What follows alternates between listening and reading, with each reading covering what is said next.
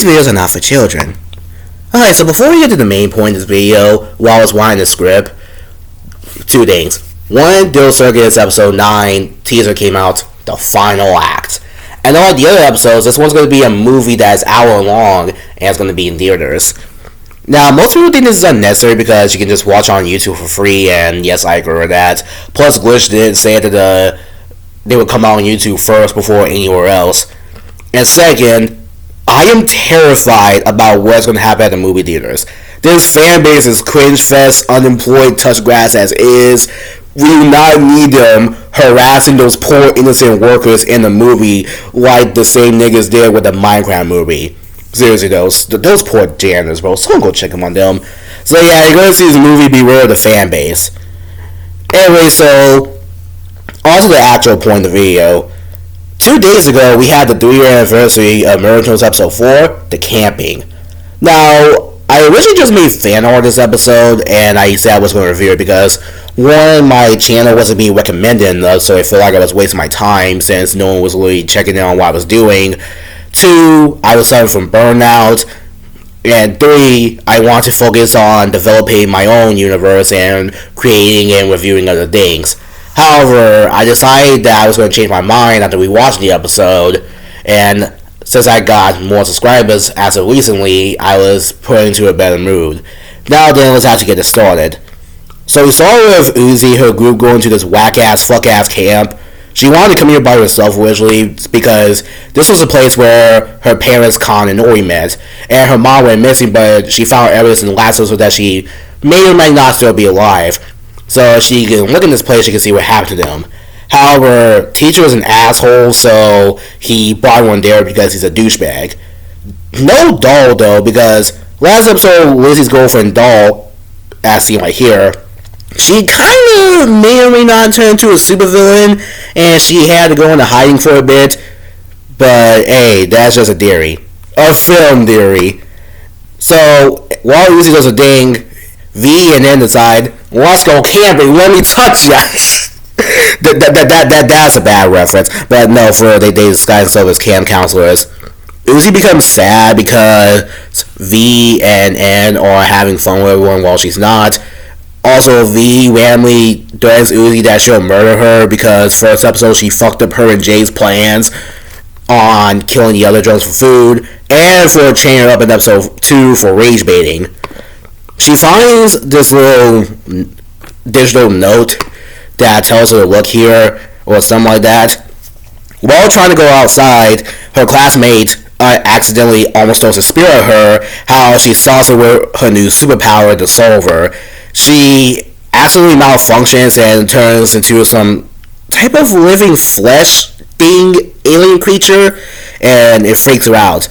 V gets freaked out by this and tries to go kill Uzi, however, N, as her guard dog, is a massive simp, and he stops V from killing Uzi because even though this is extremely alarming, his only concern in the world is making sure that he can get his dick wet. That is the one thing bro is focused on this entire series, and it never fails to make me funny.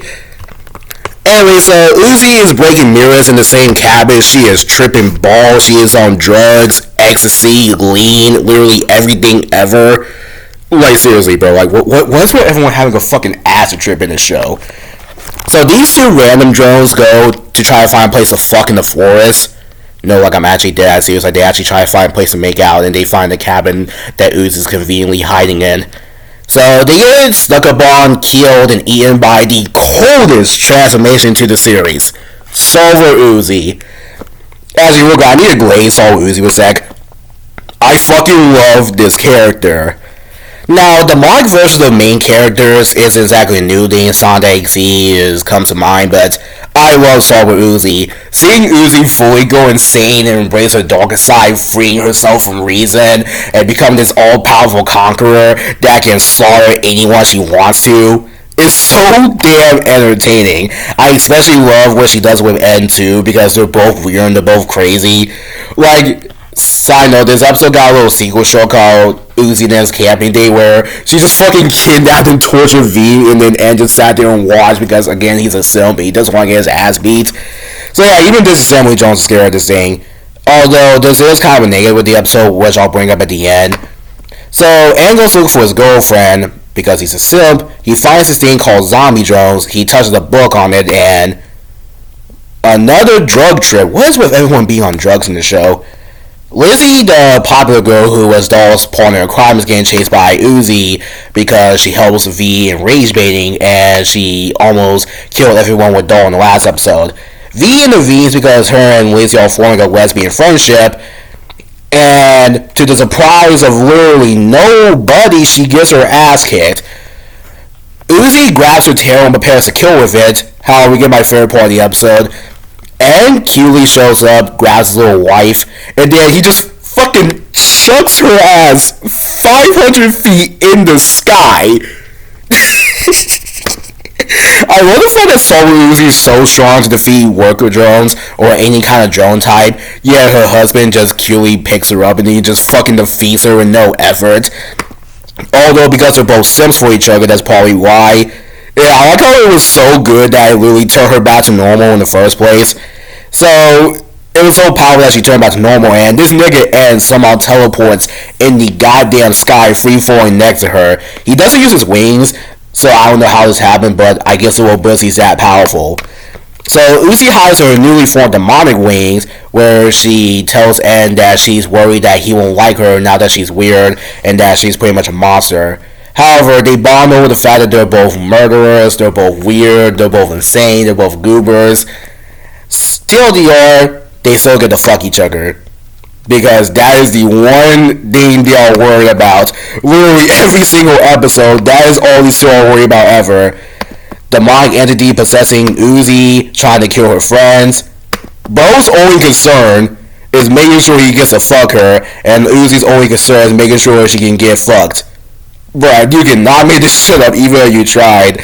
It was on the way home. V and Lizzie are being hated as niggas because they literally almost got killed and these two are only concerned about fucking. And tries to grab Uzi's hand, however it's hot as hell, and he just looks at the zombie drone thing, worried.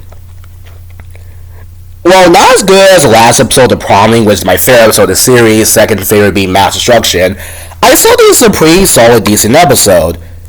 Although, first off, the writers slash animators definitely knew what they were doing with V's design. I'm sorry, I gotta bring this up. They make V thicker and thicker each episode. Like, Prime episode, they already knew what the hell they were doing with those goddamn designs, even more apparent here. And I do like V still showing to be some type of an enemy here because, like I said in my review of the graphic novel Part 1, I really miss Evil V.